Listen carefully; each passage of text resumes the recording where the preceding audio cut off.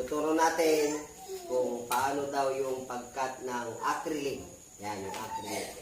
Yung kailangan cutter, isang mahabang roller, ballpen, metros, isang makulit na bata sa likod.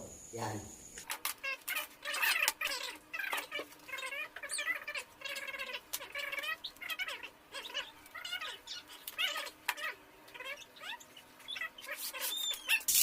Cutter. Patadaanan lang natin siya ng cutter.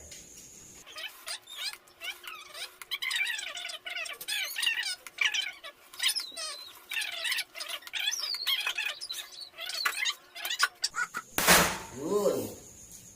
So, naputo. Kung nagustuhan nyo yung content ko, pa-like and subscribe na rin kay DIY Daddy.